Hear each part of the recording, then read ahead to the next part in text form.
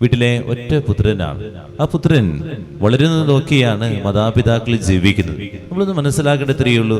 അവന് വേണ്ടി എല്ലാം ഉപേക്ഷിച്ച് അപ്പനും അമ്മയും ജീവിക്കും, കടം വാങ്ങിച്ച് അവനെ പഠിപ്പിക്കും.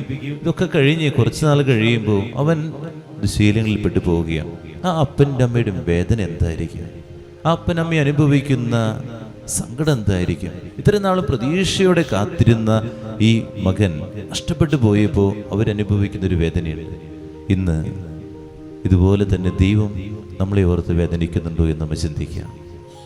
ദൈവം നമ്മളെ പ്രതീക്ഷയോടെ കാത്തിരുന്ന് ഇത്രയും നാൾ, ഈ പ്രതീക്ഷയോടെ കാത്തിരുന്നിട്ട് ഞാൻ നടക്കുന്ന വഴി മറ്റൊരു വഴിയാണെങ്കിൽ ദൈവം എന്നെ ഓർത്ത് നിരാശപ്പെടുന്നുണ്ട്.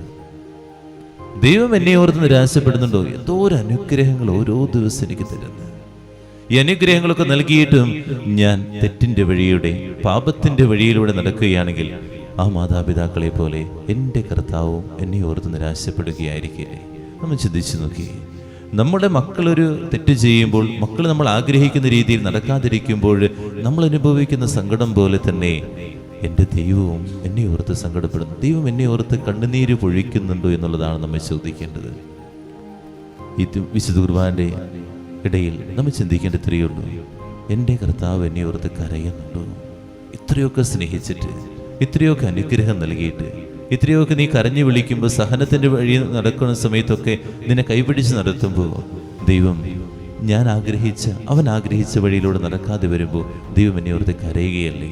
പ്രാർത്ഥിക്കാം, ധ്യാനിക്കാം.